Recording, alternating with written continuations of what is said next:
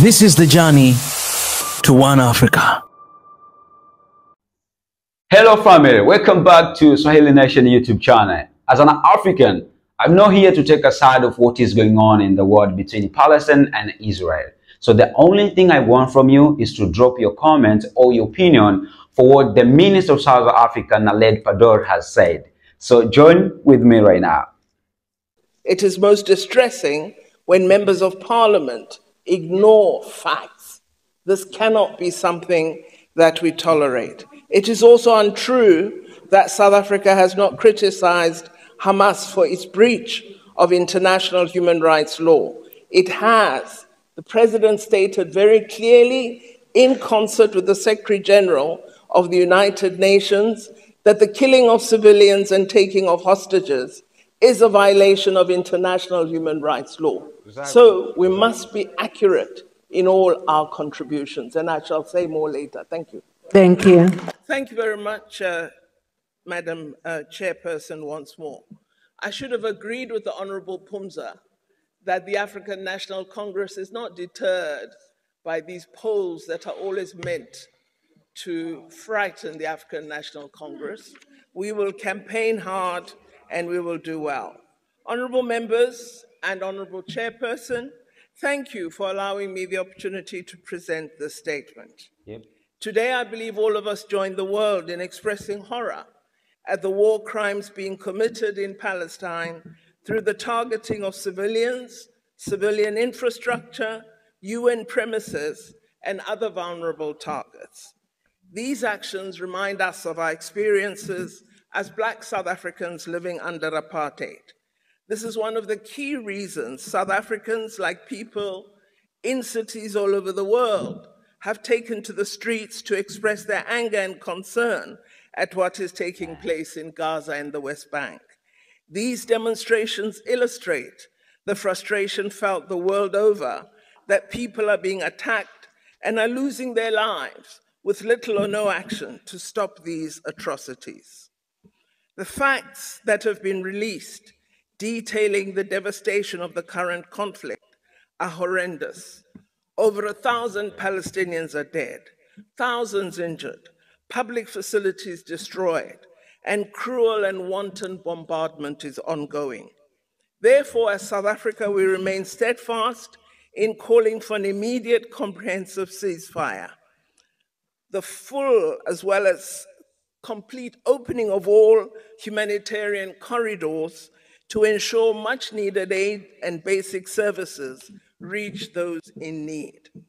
Madam Chairperson, the actions that we are witnessing daily by Israel are a violation of international law, including the United Nations Charter, the Geneva Convention, and all its protocols. In its attacks on and kidnapping of innocent civilians, Hamas has also violated international law. While we express horror at the violence, it is critical that we acknowledge that the illegal occupation of Palestine by Israel for several decades has led to bitter hatred and increased violence, and that this violence is not the first violence the people of Palestine have experienced. It has been going on for decades and decades and decades, and nothing we can say will obliterate that fact. However, Chairperson, the murder of children, of women, and the aged by Israel is an act that should have resulted in the International Criminal Court issuing an immediate arrest warrant for key decision makers, including Mr. Netanyahu, who is responsible for violations of international criminal law. Madam Chairperson and honorable members, it's important to stress that the Israeli-Palestinian conflict can only be solved through the establishment of two states, Palestine and Israel, living side by side in peace. The Palestinian state should be created along the lines of the 1967 border with East Jerusalem as its capital and in line with standing multiple UN resolutions. For this two-state solution to materialize, a peace process initiated by the United Nations needs to commence urgently. We are aware that increasing settlements and illegal occupation have been used to make the creation of a Palestinian state almost impossible. The world must reject the Bantustan-type balkanization that has increased bitterness and hatred.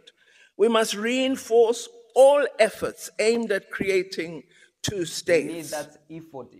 Madam Chair and honorable members, the collective punishment that Israel is exacting on all Palestinian people is an affront that has gone on for too long.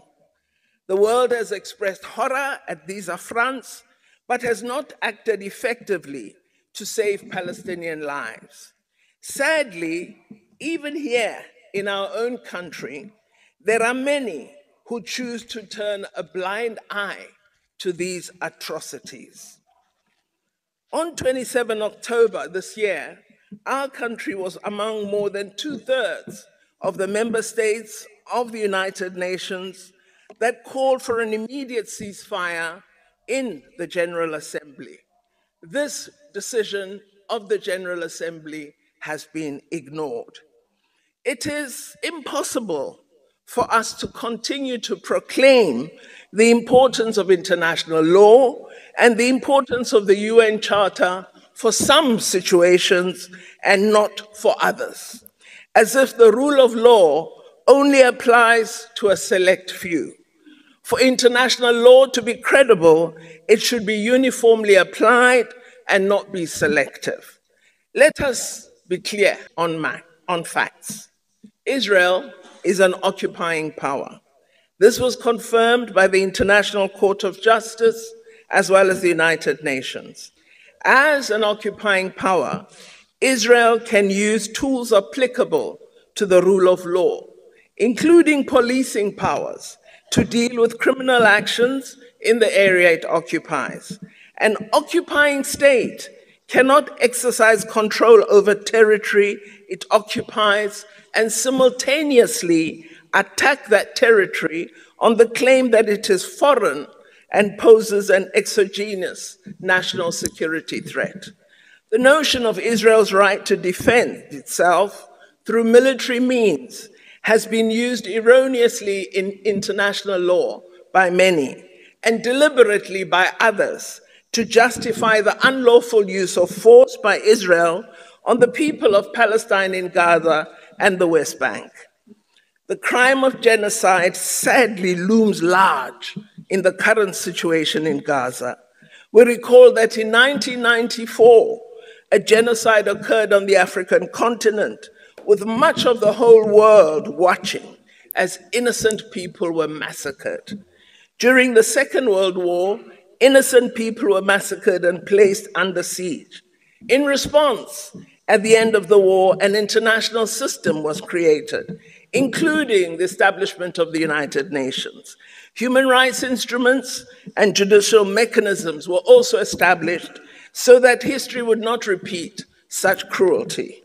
However, the selective application of these international instruments and the utilization of some of the mechanisms for attaining narrow interests has resulted in calling to question the effectiveness of the system. It is a system that has failed the people of Gaza as it did in 1994 for the people of Rwanda and later of Bosnia. What is needed now, more than ever before, is reform of the system of global governance so that it is fair, equitable, and has the capacity to respond to the needs of all persons in situations of threat and harm. The system that is needed should not just be a tool for the most powerful countries of the world, but one that provides protection for the most vulnerable. The inadequacy of the UN Security Council, which we've pointed to many times, a council that has a mandate derived from the UN Charter for the maintenance of international peace and security, has become a glaring fault in the international system. The Security Council, due to aggravated politicization, has not at the very least been able to call for a humanitarian ceasefire to allow for much needed humanitarian supplies to go to those that need it most. This once again illustrates the urgent need for the reform of this body.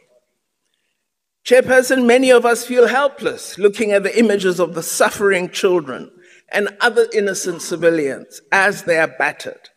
As South Africans, we need to raise our voices and call for the following concrete actions to end the suffering. 1, an immediate comprehensive ceasefire. 2, the opening of humanitarian corridors so that aid and other basic services reach all in need. 3, all parties to exercise restraint and to desist from fueling this patently unjust war and human suffering, including by ceasing the supplying of weapons to the various parties. 4, the release of all civilian hostages. 5, in light of statements on the use of nuclear power, the establishment of a Middle East nuclear weapons-free zone, just as we have created on our continent, Africa. 6, the resumption of a comprehensive dialogue led and owned by Palestinians and Israelis themselves and facilitated by the United Nations. And 7th, the deployment of a UN rapid deployment force in Palestine mandated to monitor the implementation of a ceasefire, cessation of hostilities, and most importantly, to protect civilians. Chairperson, honorable members, our common humanity dictates that all human lives matter, and the time for the international community to stand together and act is now. We who enjoy the freedom from apartheid can never, ever be the ones who agree to an apartheid form of oppression. And it is not merely ourselves who are saying this. It is international organizations that have done research on torture, imprisonment, killing, and who previously, when reporting on other matters, are regarded as credible, but when it comes to Israel, their reports are not accepted. This cannot be tolerated. This brutality should not be accepted. We must call for a ceasefire now as honorable members of the House of South Africa, even those I disagree with. Honorable Chairperson, I was taught when I was very young that insults are the last refuge of a scoundrel. And so calling me a terrorist, friend of Hamas, etc., is like water off a duck's back because it's an absolute untruth and is a mere insult of a scoundrel who has run out of ideas. It has been clear in all our contributions that we support a two-state solution. This means we believe Israel has the right to exist as a state alongside a state of Palestine. This has been the long-standing view of the African National Congress before anyone expressed a view on Palestine, and so don't come here and attempt to claim any knowledge. The rights of Palestinian people are infringed on a daily basis. The Honorable Lekota was reported in a Jerusalem newspaper as saying there is no apartheid in Israel. People ride on buses together. He forgot to say that Palestinians are forced to live in small enclaves. They are not allowed to own their own property. Their land can be seized without any compensation, and they have to carry identity documents, go through a range of points where their identity is constantly checked. In sum, they exist in an apartheid state. So, Chairperson, attempts to cast aspersions will not cause us to fail to speak for the oppressed, wherever they may be. The atrocities we've reported upon in this debate are real and they're acknowledged by millions. The fake news of baby beheadings have been tried by the greatest in world power and have been proven to be false social media reports. And for such to be reported in this House as though it is factual is absolutely disgusting lies. The bombing of hospitals, which was denied, has been proven to be real. Honourable Minister, thank you. Please take your seat. There's a point of order requested. Thank you, Honourable Chairperson. Is the Honourable Minister prepared to take a question? You can take your seat, Honourable Minister. Honourable Dr. Melder. I've asked if the Honourable Minister is prepared to take a question. Honourable Minister, are you prepared to take a question from the Honourable Melder? Yeah, the Honourable Member can pose it. Allow. Did I hear you correctly saying that the atrocities that we are speaking about, the beheading of children, that those are fake news, that it's not true? Is that the position of the South African government? I want to ask you now. Thank you. No, it is evidence that has been provided by a range of non-governmental organizations, both in Israel and Palestine, because we don't only speak to Palestinians, we speak to peace-loving Israelis as well. And we know that there's a lot of fake news that attempts to cast Palestinians in a bad light. And it has been admitted, even from the White House spokesperson, that that statement that was made at the highest level was actually proven not to be factual. So, Honourable Member, I've responded to your question. And it's important, as I said at the start of my contribution, that when we speak on these matters, let us speak being honest and factual. The facts are the people of Palestine are denied the right to exist as human beings. They're denied the right to enjoy the freedoms and the rights we so love as South Africans, the rights and freedoms we fought so hard for, the rights and freedoms we united on as a diverse South African people. Today, some of us in this House believe these rights belong to some and not to others. That is not the South African way.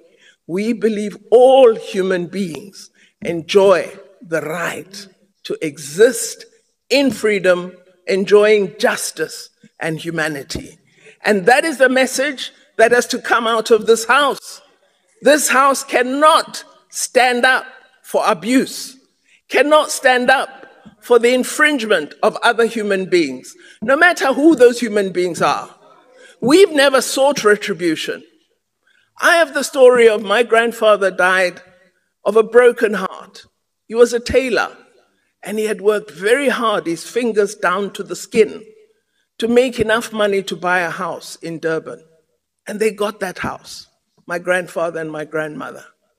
2 years after they got it, the area was declared a white area. They lost that house without compensation, and he essentially died of a broken heart. I have no retribution, because today I'm part of seeking to build a better South Africa. And our role must be to seek to build a better world. That benefit we enjoy of human rights, of a fantastic constitution, of having institutions that are democratic and work for all of us, that privilege is not just for us. It must be for everyone. And in any debate we have, if we are true to ourselves, if we are true to our history, if we are true to what we've achieved, we will stand up and say, what is being done to the people of Palestine is wrong, is intolerable, and we will not pretend to accept it. I thank you, Chairperson. Thank you very much, Honourable Minister. Thank you so much for watching this video. My name is Paul Justin. Don't forget to follow us on our Instagram account, Swahili Nation. And don't forget to subscribe our YouTube channel, Swahili Nation. Thank you and bye-bye.